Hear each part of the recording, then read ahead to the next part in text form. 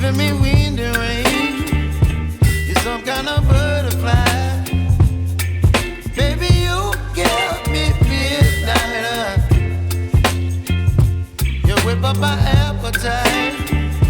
Don't leave me here high and dry. Oh, well, I don't wanna jinx it, baby, and twist myself at the spine. Don't wanna overthink it, baby. It's just twist your body and mine. Baby, you give me ice and fire. You're giving me wind and rain. You're some kind of butterfly. Baby, you give me midnight. You whip up my appetite. Don't leave me here high and dry. Oh, but I don't wanna jinx it, baby. Let's not get ahead of my time.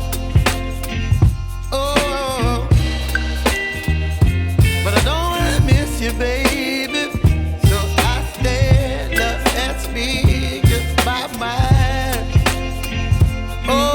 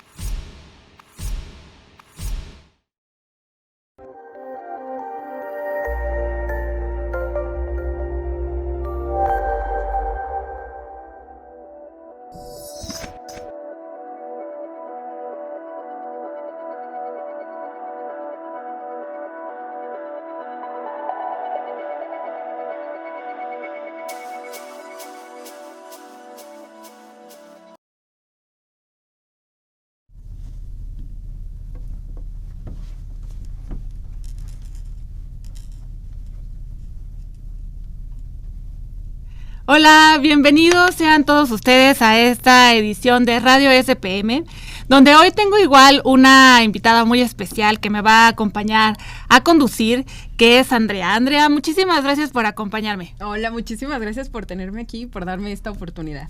No, al contrario, pues nosotros con mucho gusto recibimos a todos nuestros alumnos de la Escuela de Salud Pública de México, que ese es el propósito de este programa. Y Andrea es alumna del postdoctorado, no nada más del doctorado, del postdoctorado, lo cual es algo súper pro. ¿Cómo te sientes en ese postdoctorado? Bien, llevo apenas unos 2 meses, entonces estoy como apenas tomando ritmo, pero me siento súper feliz de estar aquí en el Instituto Nacional de Salud Pública, que es el más importante de Latinoamérica. Seguro.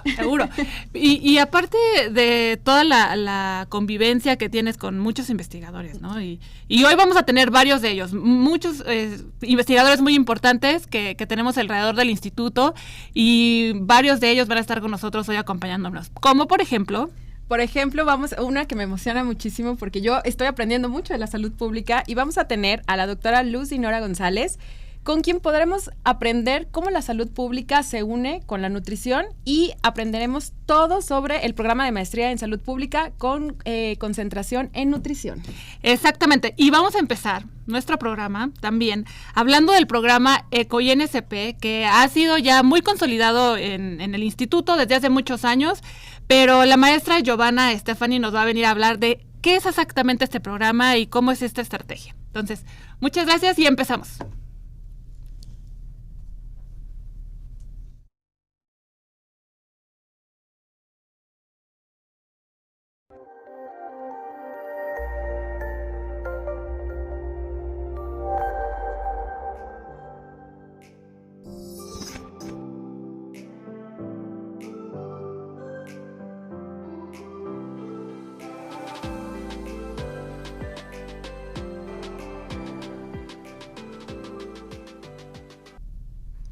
Listo, pues ya está aquí con nosotros Giovanna. ¿Cómo estás, Giovanna? Muy bien, muchas Muchas gracias, muy feliz de estar aquí. Gracias por la invitación. Al contrario, pues No, bienvenida. Pues, bienvenida. Y hoy Gracias. estamos listos para aprender. Para mí es un tema totalmente nuevo y nos gustaría que nos explicaras un poco, Giovanna, cómo la nutrición y la salud pública se unen. ¿En qué momento hacen ese match estos dos temas? Sí, bueno, pues la nutrición, como todos sabemos, pues para estar saludables hay que estar bien nutridos, ¿no? Entonces, pues aquí en el Instituto de Salud Pública, pues tenemos justamente un área que habla sobre la nutrición, pero en realidad lo que nosotros vemos, porque yo soy parte del programa ambiental, del EcoIMSS, lo que nosotros vemos es más la parte del impacto ambiental que tienen algunos alimentos que consumimos, ¿no? O que tienen la mayoría de los alimentos a lo largo de toda su producción. Sí, pues justamente eso es lo que nos interesó mucho que nos vinieras a platicar del programa de gestión ambiental que es EcoINSP y sí tiene que ver mucho la parte de la alimentación, pero también todas las iniciativas que hay alrededor de cómo cuidar el ambiente, ¿no? Y este programa, como decía, pues ya está muy consolidado y ha sido muy relevante en el instituto, pero también en otras partes del estado y ha trascendido a nivel exterior del instituto. Cuéntanos un poco qué han hecho. Sí, claro. El EcoIMSS tiene 9 años, ya que se instauró aquí en el instituto. 9 años, sí. Sí. Actualmente cuenta con 5 subprogramas. Entonces, en cada uno de estos subprogramas tratamos diferentes temas. Tenemos el tema de ahorro de agua, ahorro de energía. Uno muy fuerte que es la parte del manejo integral de los residuos, la forma correcta de manejarlos. También tenemos uno que es de educación ambiental. En esta parte pues llevamos mucho la parte de los talleres, capacitaciones. Hacemos muchos eventos aquí en el instituto en conjunto con la escuela, como los corredores orgánicos, que yo creo que ya los han visto. Llevamos a cabo también muchos talleres. Por ejemplo, la semana pasada tuvimos un taller sobre alimentación e impacto ambiental.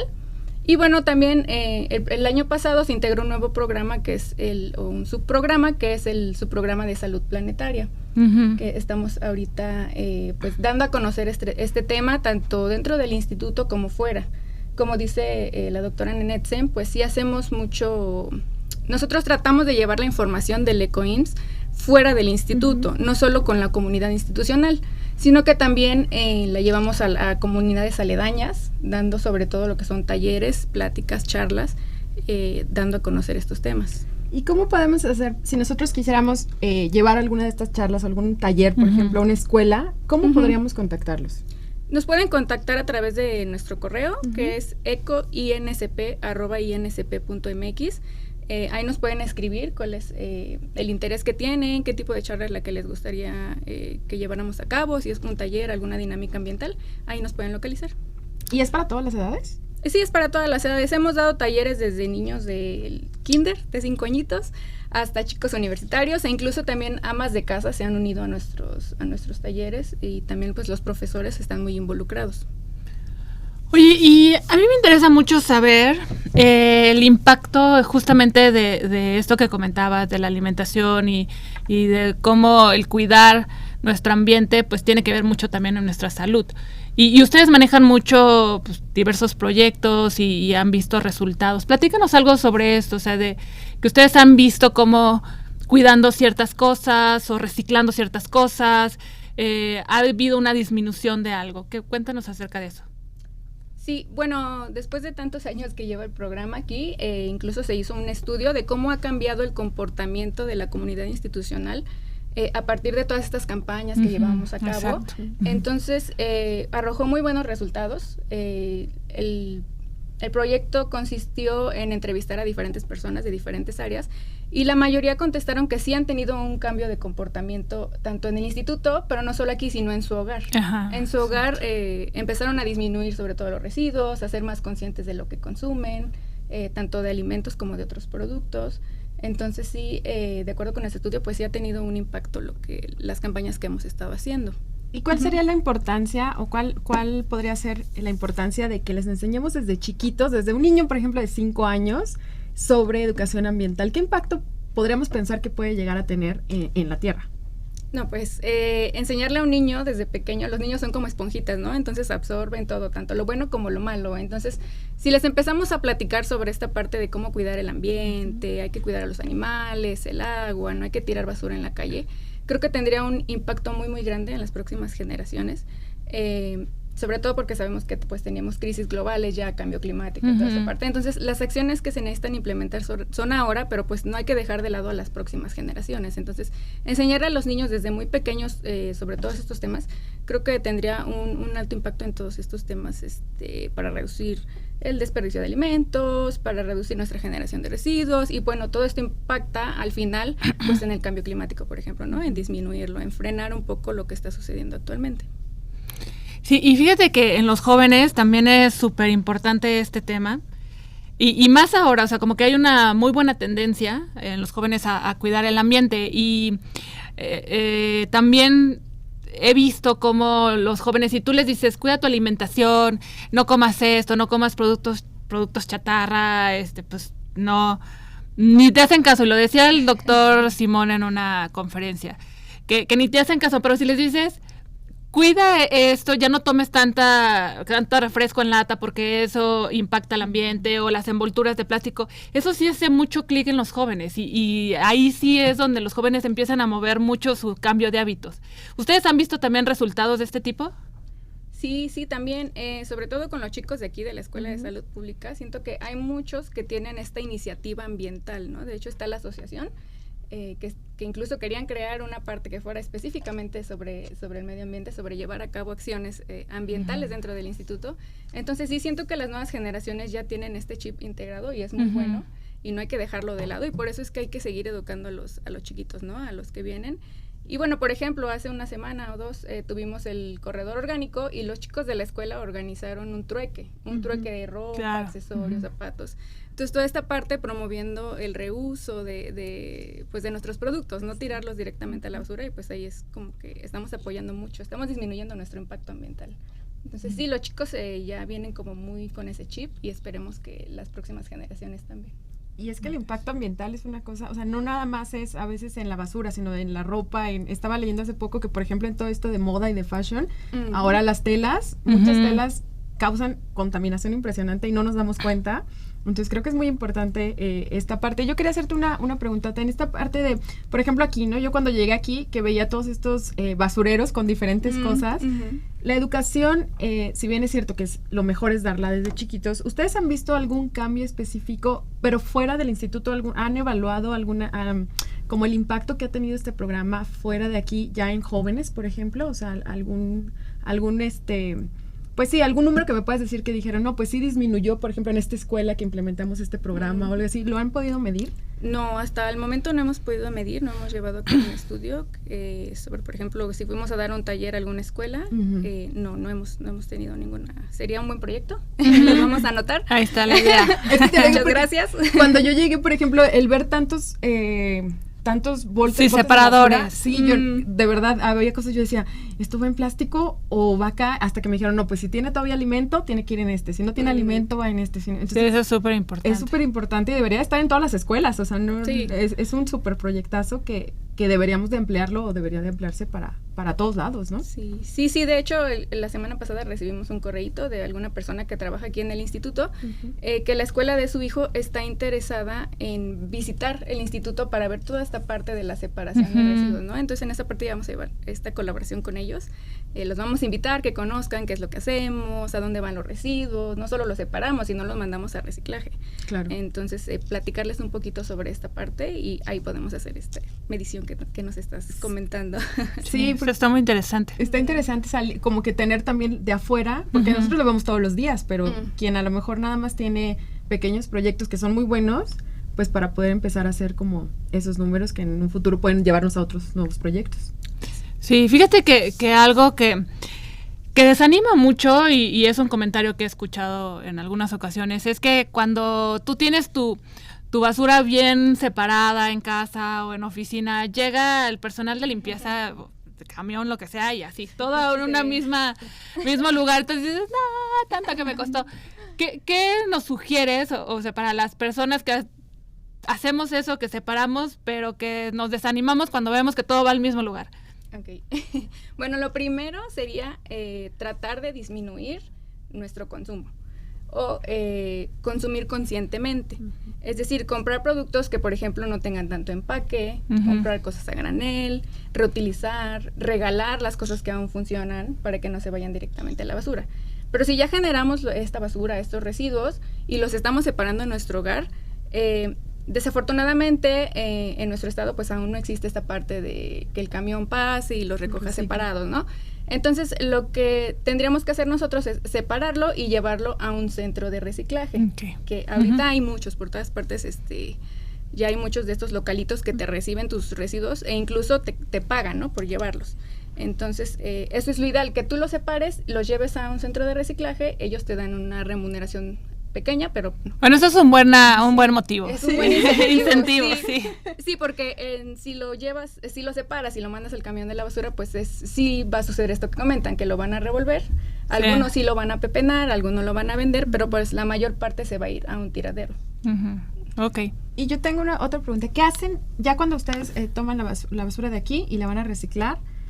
¿A dónde se va todo ese reciclaje? O sea, ¿qué programa tienen para todo eso?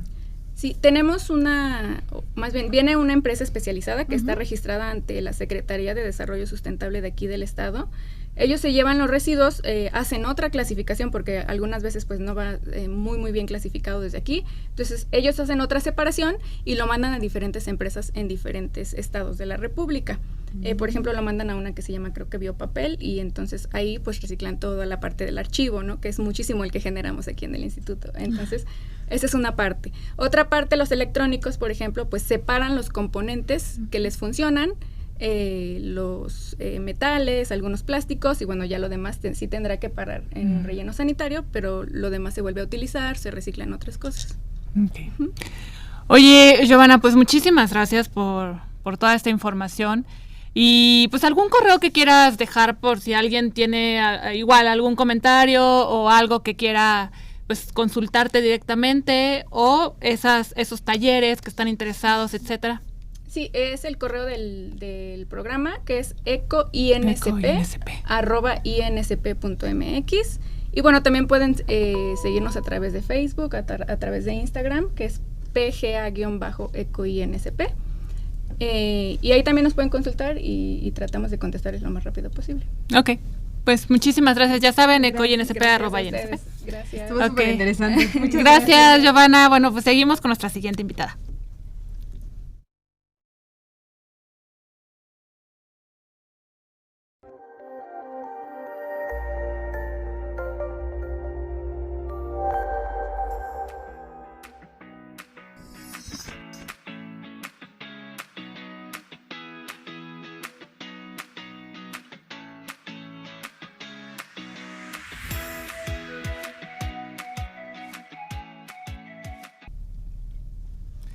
Pues muchísimas gracias por seguir aquí con nosotros. Estamos ahora con la doctora Luz Dinora González. Ella es especialista en el tema de nutrición y salud pública y aparte es titular adjunta de la maestría en salud pública con área de concentración en nutrición. Entonces, aparte de hablarnos de nutrición, nos va a hablar también del programa. Pero ¿cómo estás, Luz? Hola, gracias, Neretzen. Muy bien, muy contenta de estar aquí en su tercer o cuarto programa. Como cuarto programa, es que se me ha hecho muy largo. Pero cuarto programa. Sí, pues muchísimas gracias, pues bienvenida. La idea es pues que vengan todos los que quieran compartir con nuestro gran público del Radio SPM y que nos hablen de lo que hacemos aquí en el instituto, y una de las cosas que hacemos pues es nutrición. Uy, sí, porque nutrición puede estar en cualquier, darle cualquier abordaje, ¿no? Exacto. Y bueno, yo estoy muy contenta porque la maestría en salud pública con área de concentración en nutrición inició en el 2008. Entonces ya tenemos, cada año se abre el programa, entonces ya tenemos 14 generaciones. 2 de ellas están actualmente por titularse, entonces ya tenemos 12 de ellos graduados. Entonces sí, estamos muy contentos, tiene muy buena aceptación, cada vez tenemos más aspirantes que quieren entrar a estudiar con nosotros. Y bueno, pues oiga, vamos doctora, a seguir. Y una preguntota, ¿cuál es el perfil de los chicos que quisieran ingresar a esta maestría? O sea, entendemos que es enfoque en nutrición, pero entonces los que entran, ¿tendrán que ser puros nutriólogos o qué enfoque tendrán que tener para entrar a esta maestría? No, de hecho, en el programa, cuando hacemos la convocatoria, se especifica que puede ser otra área, de preferencia del área de la salud, pero hemos tenido interesados de otras áreas, porque, por ejemplo, tuvimos un chico que era sociólogo, entonces le interesan mucho hacer talleres en la comunidad, etcétera. A él le interesaba mucho aprender de nutrición, pero también de las técnicas que se pueden aplicar en la comunidad. Entonces, pero también del área de la salud tuvimos una chica que era odontóloga, precisamente por la relación que hay entre la alimentación y la caries, el desarrollo de caries. Entonces ella quería aprender cómo poder promover en la población la prevención de caries, etcétera, a través de una mejor alimentación. Sí. Okay. ¿Y su tesis fue parecido a eso? Sí. Okay, sí, bien. Fue precisamente evaluar en un ambiente en el que se recolectaron datos de si vas al dentista, etcétera, y cuáles son tus hábitos alimentarios. Qué interesante. Sí, está súper interesante. Yo estuve con una chica que era nutrióloga, pero ella estaba en el área de toxi, y yo decía, ¿cómo se va a hacer ese match? Y ella decía, pues sí, es que ahora todo el impacto ambiental en lo que comemos, a veces pensamos que con una manzana ya es suficiente, y sorpresa, el valor nutricional ya no es el mismo que hace 20 años que no teníamos la contaminación de ahora. Entonces, creo que la nutrición puede entrar en todo. Sí. ¿Y cómo podríamos explicarle a alguien que a lo mejor, por ejemplo, como yo, que voy entrando a la salud pública, cómo se une o cómo podemos explicar que la nutrición es parte de la salud pública? Eso es algo muy interesante, porque precisamente aquí los alumnos, cuando entran, hacen algo que se llama diagnóstico integral de salud poblacional. Aprenden técnicas muy bonitas, sobre todo cualitativas, en las que aprenden a observar, ¿sí? Entonces van a la comunidad, observan, además de hablar con la comunidad y con las autoridades, para ver cuáles son los problemas de salud que ellos identifican, o sociales, ¿no? No necesariamente de salud. Entonces, ahí es donde, por ejemplo, han salido temas de, pues me preocupa que he engordado mucho, o me preocupa que mi niño no come, o que sí come pero no sube de peso, ¿no? O cuestiones también de lactancia materna, etcétera. Entonces, cuando ellos van a campo, digamos, porque es una maestría en la que les tiene que gustar mucho el contacto con la comunidad, claro, ¿no? Ir a campo, ver qué está sucediendo, y además en la maestría aprenden a que hay muchos problemas, ciertamente, pero entonces, ¿cómo priorizamos cuál atender primero? Claro. Entonces, no lo hacen ellos, no lo hacen los estudiantes, no lo hace solo el investigador, porque ellos también aprenden a cómo investigar, sino lo hacen junto con la comunidad, ¿no? Nosotros, de nuestra primera visita, de los cuestionarios que ustedes nos contestaron, pues vemos este tipo de problemas que tienen que ver con su salud, o su alimentación, o su estado de nutrición. ¿Ustedes cuál quisieran trabajar? Y, oh sorpresa, de repente nos dicen, pues el problema de la basura, ¿no? Porque eso nos genera muchas infecciones, plagas, etcétera.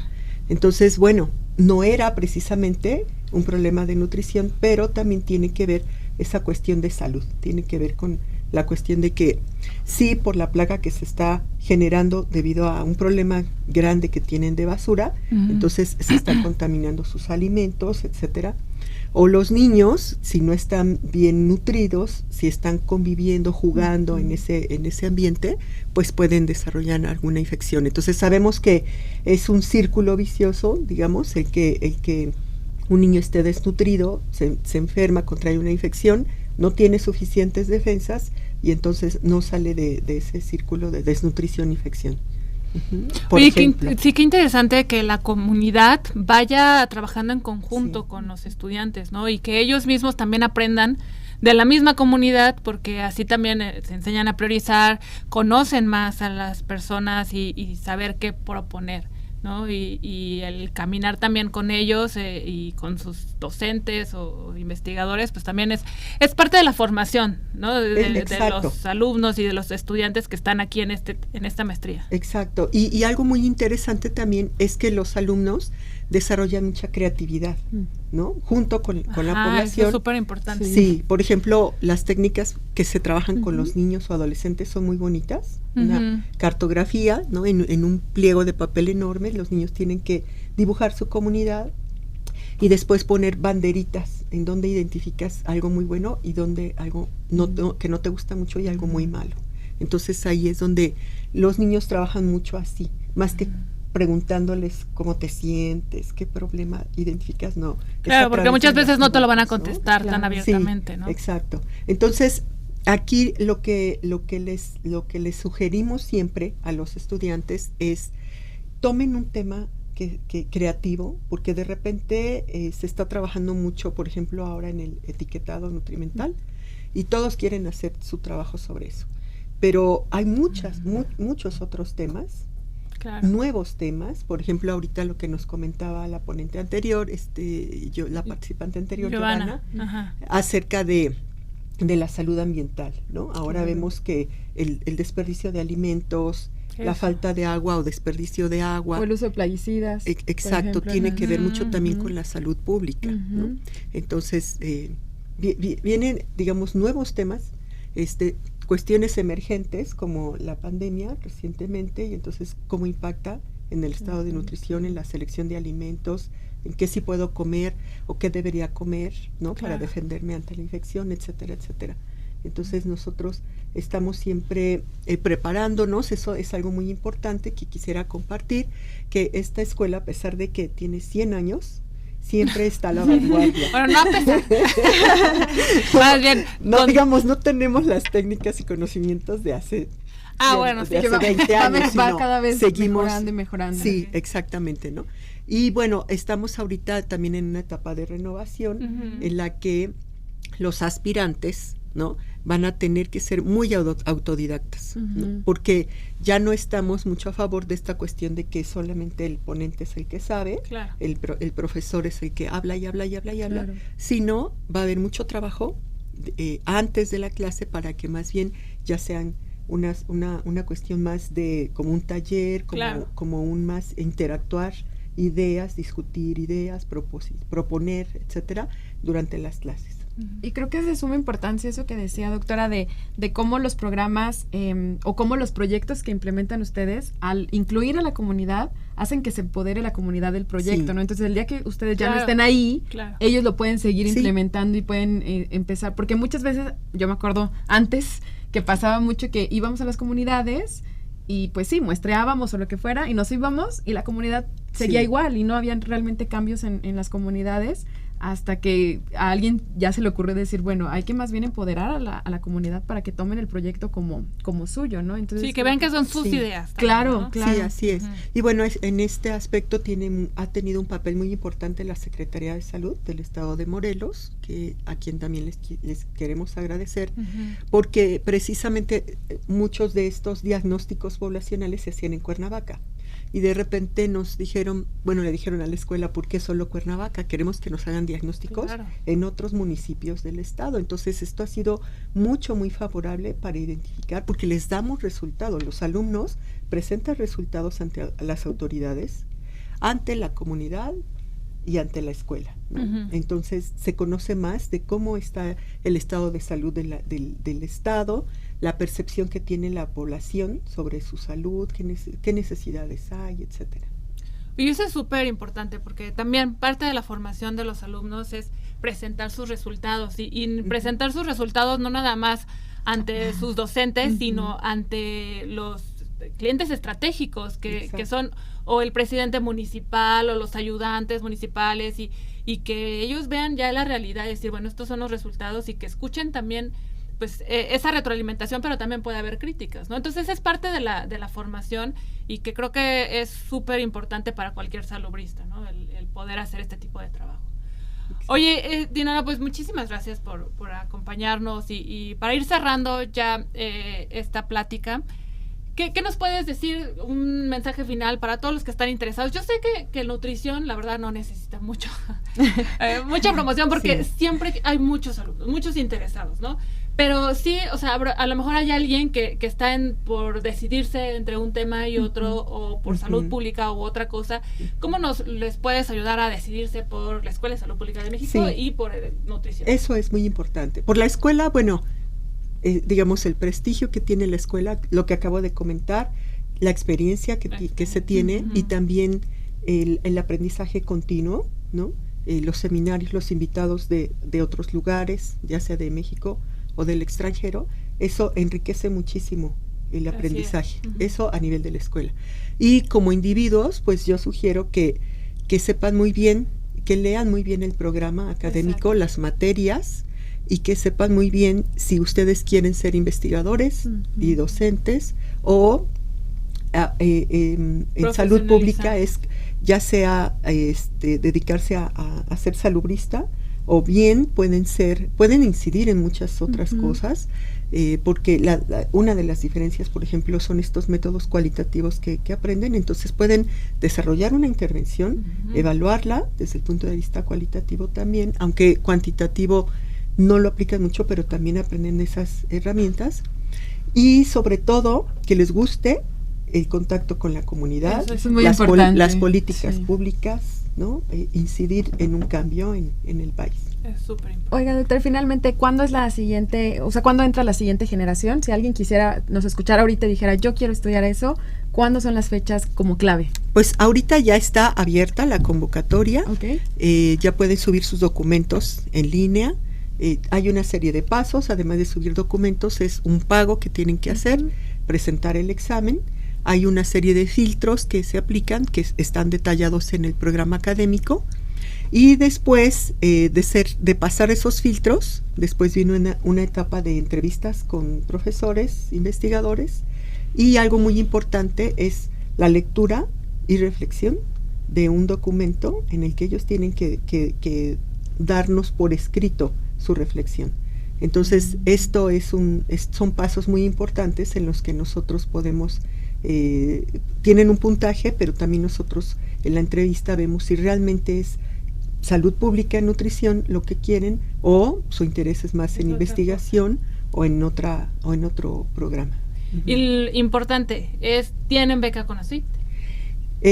No, ya no es como antes, que por entrar a la escuela da la beca, sino ellos la tienen que tramitar. Pero este programa es factible. Pero este programa pertenece al Programa Nacional de Calidad del CONACYT, entonces sí, son candidatos para tener beca. Pues ya lo saben, la convocatoria se cierra en mayo. Busquen en spm.mx y ahí pueden encontrar todo el detalle de la maestría, y como dices, es importante que vean su listira de materias, etcétera, para que sepan realmente si es lo que les gusta. Y ahí mismo pueden encontrar también los investigadores que trabajan y todas las áreas, ¿no? Los temas y todo. Bueno, en la página en general del en la instituto, página, ¿no? sí. Para que vean Así lo que les gusta. De entrada, ahí en el programa pueden ver los nombres de los coordinadores. El coordinador titular, que es el doctor Ismael Campos, y adjunta una servidora. Muchísimas gracias, Dinora. a ustedes. Gracias por estar con nosotros. Muchas gracias. Al contrario. Continuamos con nuestros siguientes invitados.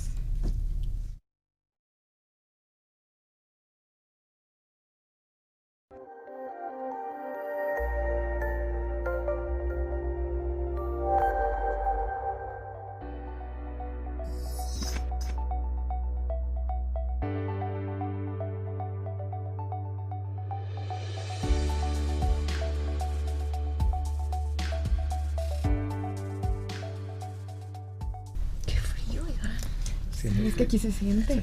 Sí, Muchísimas gracias por acompañarnos. Ya estamos aquí con nuestros siguientes invitados, el doctor Celso Ramos García. Él es investigador en ciencias médicas y del Centro de Investigación en Salud y Enfermedades Infecciosas. Muchísimas gracias, doctor, por estar con nosotros. Gracias, Nene. Y también la doctora Jennifer, dime tu apellido. Ok. Sí. ¿Lo escucharon? Claro. Okay. Es más fácil de lo que parece. Se lee difícil, pero está fácil. Sí. ¿Cómo estás? Muy bien, gracias por la invitación, es un gusto. No, al contrario, porque el tema es súper interesante, ¿no? Sí, Andrea? gracias por estar aquí primero. Y bueno, hoy vamos a hablar con un tema que se llama Una Salud, iniciativa integradora de la salud humana, animal y ambiental. ¿Cómo es que sale esta idea? ¿Nos podrían comentar? Sí, claro que sí. Bueno, pues aquí mucho se ha comentado de lo que es pues la salud pública.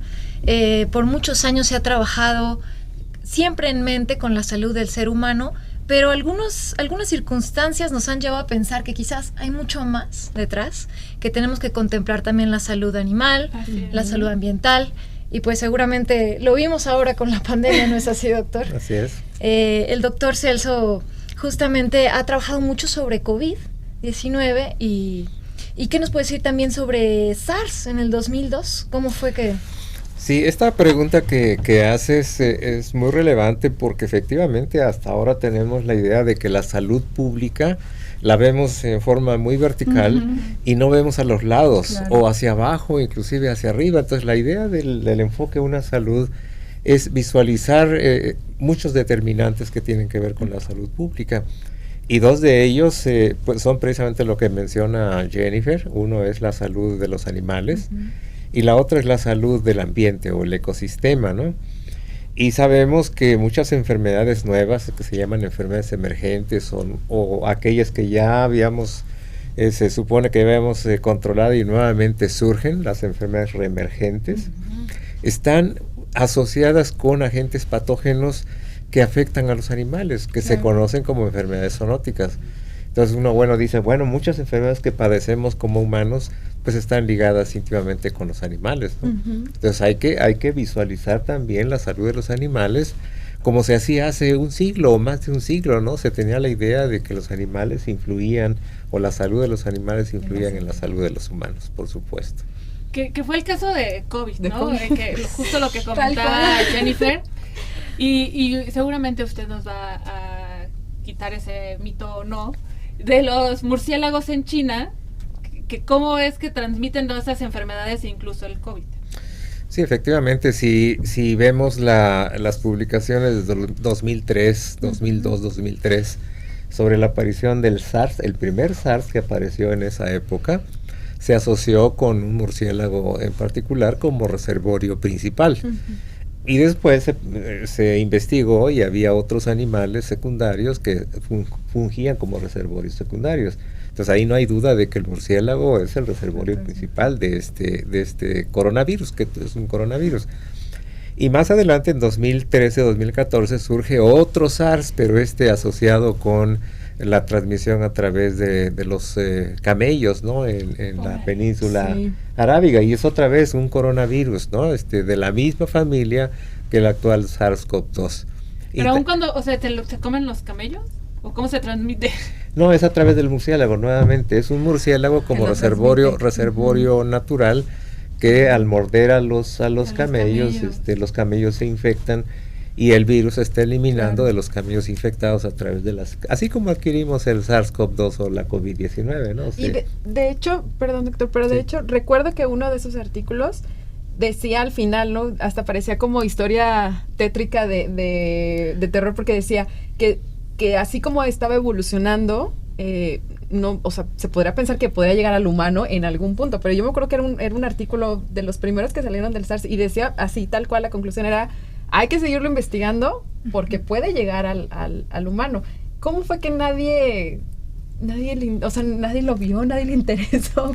¿Cómo pasaron todos esos años sin...? Pues debió habernos interesado, porque ya traíamos esa historia del SARS y del MERS, ¿no? Que les comentaba hace un momento. Y justamente yo recuerdo que en 2019, en diciembre justamente, estábamos en el curso que ofrecíamos a los estudiantes de la maestría en salud pública, donde abordamos el tema precisamente de esta nueva enfermedad que ahora llamamos COVID, que no se llamaba COVID-19 en aquel entonces. Porque apareció una publicación de los chinos precisamente abordando el tema de esta neumonía atípica, ¿no? Y que nadie sabía a qué se debía, ¿no? Y supimos después que en la primera semana de enero del 2020 se secuenció completamente el genoma de este virus y se supo que es un coronavirus. Primo hermano del SARS del 2002 y primo hermano del MERS del 2013, ¿no? Y ahí empezó toda esta situación, ¿no? Entonces decían, los que auguraron que iba a ser un problema, y yo recuerdo que me lo preguntaron en una conferencia que di, que si yo pensaba que esta infección iba a ser trascendente, yo dije, a pesar mío, yo creo que sí iba a ser, porque pues, ya conocía la historia natural de las otras enfermedades, ¿no? Y mira, no hemos terminado, seguimos. Y sigue. Sí. Porque sigue mutando, ¿no? Al final. Seguimos, efectivamente. Oye, Jennifer, perdón, justamente, esto, ¿qué se hace en el instituto desde el CISEI, donde que ustedes están trabajando para abordar este tema? Es una colaboración CISEI con sistemas de salud, con el CIS. Okay. Y pues es justamente lo que va al enfoque de una salud, precisamente porque ello versa como de la coordinación, la colaboración y la comunicación entre diferentes sectores. Y también es multidisciplinario, entonces estamos como de cierta manera dando el ejemplo también en este ensayo, en este curso. Y en esta transmisión que hicimos de un curso online, primero en 2021 y luego en 2022, incluimos pues los 6 temas que se pueden abordar de manera interdisciplinaria, multidisciplinaria, con el enfoque de una salud, que vendría siendo parte la zoonosis, las enfermedades emergentes, reemergentes persistentes, la resistencia a los antimicrobianos y el uso de los antimicrobianos desde todas estas perspectivas de salud humana, salud animal, salud ambiental, seguridad e inocuidad alimentaria, también con varios colegas invitados, salud ambiental, y por ahí se me debe estar yendo alguno. Pues las enfermedades olvidadas, ¿no? ¿Cuáles son esas enfermedades olvidadas? Esas enfermedades son las que, pues, a lo largo de muchos cientos de años se han estado con nosotros y no les hemos dado la importancia que tienen, ¿no? Y por eso... de ellas es... Enfermedad de Chagas es una de ellas. Y que el doctor la ha trabajado durante mucho tiempo. tiempo. La leishmaniasis es otra enfermedad. Claro, sí, que no le toma uno en cuenta. Y son lo que se conocían o se conocen lamentablemente como enfermedades tropicales, ¿no? Que en realidad son enfermedades asociadas a la pobreza, al rezago social, etcétera, ¿no? Claro. Y esas enfermedades, por desgracia, existen. Sí. Y existen y golpean más a la gente más pobre, ¿no? Entonces yo creo que en un curso, cuando hablamos de una salud, pues tenemos que hablar de estas enfermedades y cómo abordarlas, ¿no? Por ejemplo, el tracoma y otras enfermedades que han sido estudiadas a lo largo de muchos años, están ahora en proceso de control en México, ¿no? Por ejemplo, esa es una de ellas. Y podríamos pensar entonces que podría ser como la nueva... el nuevo campo para estudiar realmente la salud, o sea, no enfocarnos, por ejemplo, ahorita que hablábamos de las maestrías, ¿no? De que generalmente nos enfocamos solo en un mosquito y en un síntoma, ¿no? ¿Podría ser esta una nueva posibilidad de ver la salud ahora para abordar así los proyectos? Sí, de hecho comentábamos con Jennifer que el tema de una salud tiene que ser un enfoque horizontal, claro, no un enfoque vertical, porque si lo vemos así, horizontal e incluyente, como ella lo mencionó, pues vamos a tener una visión integral e integradora de lo que es el enfoque de una salud, ¿no? Sí, ¿no? Además yo quiero mencionar algo muy importante, que justamente el año pasado la Organización Mundial de la Salud, la Organización Mundial de la Salud Animal, la Organización de Agricultura y el Programa de Naciones Unidas para el Ambiente se reunieron en la Alianza Cuatripartita justamente con un enfoque de una salud, y ellos quieren tratar algunos de los temas que ya les platicamos en este curso. Entonces es la primera vez que dejamos de ver yo mi parte, tú tu parte. Si no tenemos esto en consideración, puede volver un COVID-19 de nuevo, porque esto viene de que somos 8,000 millones de personas, ¿no? Entonces vamos haciendo un cambio de uso de suelo, vamos acabando con nuestros bosques, vamos desplazando a las especies, y seguramente cada vez más vamos a tener pues enfermedades tipo zoonóticos. El gran problema de lo que estamos usando más antimicrobianos, estamos generando resistencia antimicrobiana, y el día de mañana cuando tengamos una enfermedad, por ejemplo, transmitida por alimentos, causada por alguna bacteria, pues ya no vamos a poder curarnos de manera tan sencilla, ¿no? Entre otras. A mí en particular me dio mucho gusto que iniciaran la conversación con temas de salud ambiental, y decir que el tema del enfoque de una salud ya está contemplando cada vez más fuerte la salud ambiental, porque a todos nos afectan. Podemos pensar en las colillas de cigarro, ¿no? Claro. Los ingieren los animales, y también tienen microplásticos. Estos pasan al ambiente, son dañinos para el ser humano, para ellos. Eso es la diferencia del enfoque de una salud, que contempla el bienestar humano, el bienestar de las especies animales y el ambiente, ¿no? Y las plantas también. Y las plantas, habría me encanta que decir eso. también las plantas. Y de hecho, el problema de la contaminación del ambiente lo hemos visto ahora con la pandemia, ¿no? Claro, con el uso del cubrebocas, que bueno, hay que darle el valor que merece el uso del cubrebocas, Claro. pero muchas veces las desechamos en la calle, y vean cuántos cubrebocas hay en el mar o en los ríos, están, feo. ¿no? Horrible. Entonces es un problema que tenemos que ver con mucha seriedad, ¿no? Claro. Ahora, lo que menciona Jennifer es cierto, esta alianza cuatripartita, pues no es un objetivo o una encomienda fácil, esto implica muchos problemas. Ella hablaba de colaboración, comunicación, coordinación, y yo creo que esto es lo más complicado, lo más complicado. Ahora, ¿cómo podemos empezar a aterrizar el programa de Una Salud en el instituto? Bueno, primero tiene que haber una voluntad, digamos, política de la autoridad, del director, empezando por el director y los directores de centros y de área y todo, de que hablemos el mismo lenguaje, porque si eso no lo entiende el director o la autoridad en salud o el mismo secretario de salud, va a ser muy difícil poder hacer propuestas en conjunto, ¿no? Ese es el problema que ya vemos. ha habido mucho avance, yo creo que tanto en el Instituto Nacional de Salud Pública como a nivel estatal y federal, sobre esto que comentaba Jennifer, ¿no? Hacer esta colaboración entre varias instituciones. Hace falta más, yo creo que hace falta más concientizar e incluso también mostrar resultados de cómo ha sido todo este trabajo colaborativo, ¿no? Como mencionabas. Y en este sentido, ustedes saben que ya se ha institucionalizado este tema en otros países y en otros estados tal vez. Entonces, ¿qué resultados han visto y que nos pueden compartir aquí de los beneficios que ha habido a partir de la instalación de Una Salud? ¿En México? Sí.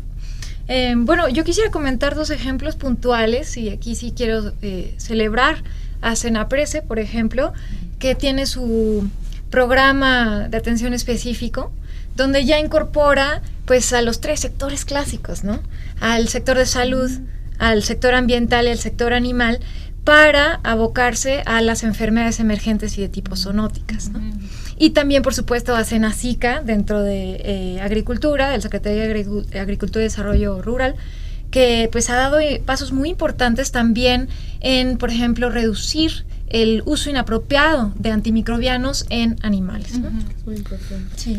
Sí, yo creo que nuevamente regresamos a la pandemia, que nos ha traído muchos retos, pero también compromisos institucionales, ¿no? Aquí, por ejemplo, se habló mucho y creo que se debe seguir hablando mucho de los planes de preparación y respuesta, porque, ya terminó o está a punto de terminar la pandemia, ojalá así sea, pero no podemos confiarnos, no podemos bajar la guardia, sino al contrario. Más bien reforzar. Hay que más bien reforzar y todo esto que aprendimos durante la pandemia, poderlo concretar en algún documento que nos ayude a mejorar para la próxima pandemia, ¿no? Oiga, doctores, yo tengo una pregunta.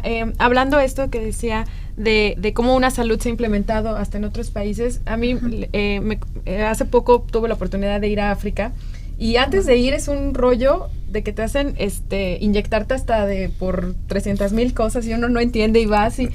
En este tipo de países, por ejemplo, que sabemos que el poder económico muchas veces no es, o sea, que sí, que son lugares de extrema pobreza, ¿Cómo ya se ha implementado o saben de alguna implementación de este tipo de programas en lugares como, por ejemplo, África y que haya tenido éxito?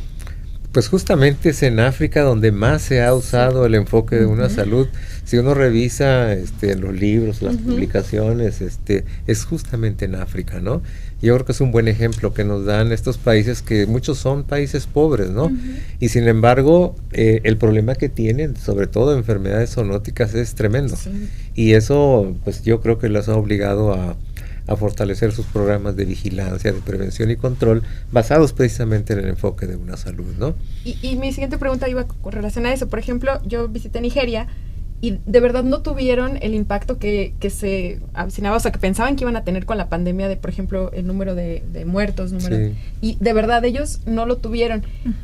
Todo esto deriva de este tipo de programas. ¿Desde cuándo se han implementado, más o menos? O sea, ¿ustedes tienen alguna idea? Por ejemplo, Ruanda es muy activo en este tema del enfoque de Una Salud. tendrá algunos años, o sea, el enfoque de una salud viene por ahí entrando desde el 2004, derivado de una reunión de la Sociedad de Conservación, y se ha ido adecuando a cada uno de los países. Algunos lo toman pues de manera más integral que otros. Ruanda, no recuerdo qué tal, tal vez unos 5 años. 5 años. 5 años, ¿verdad? Y puedo dar 2 ejemplos concretos, ya que tomaron pues justamente el continente africano. Por ejemplo, ahí se dio los primeros casos de ébola, ¿no? Entonces, allí pues justamente estudian junto con la población, desde la investigación por supuesto, pues qué hace la población a nivel sociocultural y cómo podemos prevenir esa interacción quizás pues con las prácticas funerarias, ¿no? Esa es una cosa muy enfoque de una salud, porque estamos hablando de primero prevenir el contacto quizás con animales que estuvieran infectados y luego pues prevenir las prácticas a nivel sociocultural, en el ambiente, quizás no entrar a espacios de animales silvestres. Y también en África están estudiando un poco el tema de los murciélagos, ¿no? Si ya sabemos que estamos conviviendo siempre con una especie, evidentemente no vamos a eliminar la especie porque queremos el bienestar de los animales también. Ellos son polinizadores, entonces ¿cómo podemos convivir de mejor manera respetándolos a ellos y también a la gente que tiene, pues a veces los oficios tienen que ver con los propios murciélagos, ¿no? Son parte del ecoturismo, sin que se vuelva un punto caliente o hotspot de transmisión de virus, ¿no? Eso hace una salud. Sí, que muchos, varios lugares dicen, bueno, si un animal te está causando problema, pues elimínalo, pero no es el motivo también de esto, ¿no? Sí. Y también hay pues varios estudiantes que les interesa pues, trabajar este tema, ¿no? Y hay proyectos específicos con ustedes que estudiantes se puedan comunicar y decir, me gustaría desarrollar más acerca de esto. Sí, desde luego, Sí. y de hecho debo mencionar que el diagnóstico integral de salud poblacional que hicimos el año pasado, ya utilizamos el enfoque Una Salud, y ahora una estudiante de la maestría en salud pública con área de concentración en salud ambiental está haciendo una propuesta formal como parte de su proyecto terminal, enfocado precisamente en el enfoque Una Salud, de cómo incorporar esta estrategia que tiene Una Salud en los programas de trabajo comunitario, en el DISP, ¿no? Ella es la maestra, sí es veterinaria, es Cindia Limón, que es la que está haciendo este trabajo. Y ya tuvimos ya 2 estudiantes que se graduaron, Sí. ¿no? El caso de Eric Piña, El trabajo con Chagas, en la ¿no? enfermedad de Chagas, que es egresado de nuestro instituto, de la escuela. Muy bien. Ajá. Y Joel recientemente, también Joel Camacho. Sí, con sistemas de vigilancia de resistencia a antimicrobianos. Tuvimos a otro alumno que se abocaba más a la parte de uso de antimicrobianos veterinarios. Y enriqueciosis, ¿no? Es la última que tuvimos recientemente. Sí, exactamente. Prevención, estrategias de cambio de comportamiento para la prevención y control de enriqueciosis en Coahuila. Muy interesante. Sí, Jazmín Santos es la estudiante que hizo este trabajo en Coahuila, enfocado precisamente a la enfermedad que se llama riqueciosis. Sí. Se acaba de graduar, tiene un par de semanas que se graduó. Y bueno, comentar que también somos parte justo de una red internacional de Una Salud con la Universidad de Ottawa, y con ellos hemos llevado a cabo un proyecto de gobernanza de Una Salud para saber pues qué ha hecho México al respecto, y está por terminar, pero seguiremos colaborando con ellos. Y justamente eso nos ha permitido interactuar con investigadores de Brasil, de Ecuador y de Ruanda precisamente al respecto, y conocer un poco qué han hecho en sus países, ¿no? Es muy interesante. Ahora, lo que queremos es que el Instituto y la Escuela de Salud Pública de México sean, digamos, los iniciadores de esta, exactamente, y que sean ellos los que armonicen, y que conjuntamente podamos trabajar con los otros sectores, porque decíamos, no es fácil. Sí, no. Esas son barreras que tenemos, pero las tenemos que vencer. Y es que, claro. Perdón. Y es que sería maravilloso que, por ejemplo, los programas que implementa gobierno tuvieran esta visión, ¿no? De que si vas a implementar, como decías, si a lo mejor tienes alguna plaga en algún lugar, no es nada más ir y eliminarla, o Sí, claro. como muchos casos que nos hemos enterado que van y, por ejemplo, que avientan peces a un lugar para poblarlo cuando ni siquiera sabes cómo van a afectar a todo el ambiente, ¿no? El ecosistema. Y la otra parte que, No. que consideramos importante es que este programa se pudiera incluir en los programas académicos de la escuela, Son como un maravillosos. proceso formativo global, digamos, y no solamente a la maestría, una maestría en particular, un doctorado, sino a todas, Sí, que ¿no? transversal. Transversal, ¿vale? exacto, Sí. así Pues es. justamente ahorita que se está trabajando en este rediseño, Sí. yo creo que valdría la pena que se considerara y pues vamos a estar muy pendiente de todo lo que este grupo de investigación está realizando y está trabajando, entonces pues les agradecemos mucho y vamos a tenerlos mucho de invitados porque es un tema súper interesante, ¿no? La verdad a mí me interesó muchísimo porque en tu casa, en tu vida, con tu familia, o sea, hay mucha trascendencia de Sí. esto también, así como lo que comentaba Giovanna con la salud ambiental, pero también esto es súper relevante, el tema de microbianos, que digo, afortunadamente ya no te puedes recetar, no autorrecetar, Afortunadamente. porque si no, o sea, esto sería algo catastrófico, entonces, pero bueno, hay mucho que trabajar también desde casa y sería muy importante que también en otra plática lo manejáramos y lo viéramos así. Seguro, y en el ambiente pues está el problema de la influenza aviar que nos preocupa, Sí. como un problema ya no de un país en general, sino es un problema global, ¿no? Así es que es otra pandemia que por ahí. Pues un riesgo, es un un riesgo riesgo, también. Es otra vez un poquito rojo, ¿no? Que hay que ver. Estamos al pendiente de eso. Sí, pues muchísimas gracias. gracias, ¿Y un dónde se gusto. pueden comunicar con ustedes? Pues nuestros correos personales, quizás en mi caso es un poco complejo el nombre, pero jennifer.hegevich@insp.mx. MX, el mío es cramoscerramos@ins.mx. Es más Es más Sí, fácil. sí, si no lo contactan ahí, nos Contacta al doctor platicamos. Ramos y ya después Ok. le comunica. Perfecto, Sí, sí. Somos Pues, equipo. Muchísimas gracias y Saludos. justamente pues ya para les agradecemos a todos su asistencia, muchas gracias a ustedes también, pero no dejarlos de invitar al Congis, que seguramente también Sí. vamos a hablar mucho de este tema, Sí. ¿no? Hay muchos Sí. muchos exponentes que seguramente vienen a hablar de este tema, estudiantes que van a presentar trabajos, carteles y que va a estar súper interesante también, así que no dejen de asistir, ¿no? Muchas gracias. Claro, los O, co- invitamos. o como por favor. asistentes nada más, pero para que conozcan todo lo que se está Exactamente, haciendo, ¿no? sí. Que es Sí. importante. Y también les queremos invitar al seminario La Perspectiva de Género en la Investigación y Docencia en Salud Pública, que es este miércoles 22 de febrero a las 10 de la mañana, y a la videoconferencia sobre alimentación saludable y sustentable el 28 de febrero a las 12. Recuerden que todas las grabaciones del programa de radio de la Escuela de Salud Pública de México lo pueden encontrar en el canal de YouTube. Muchísimas gracias. Muchísimas gracias, Gracias. Andrea Gracias. por esta invitación. Gracias por la invitación. Muchas gracias. Gracias, hasta Muchas luego. gracias. Hasta luego. Hasta luego.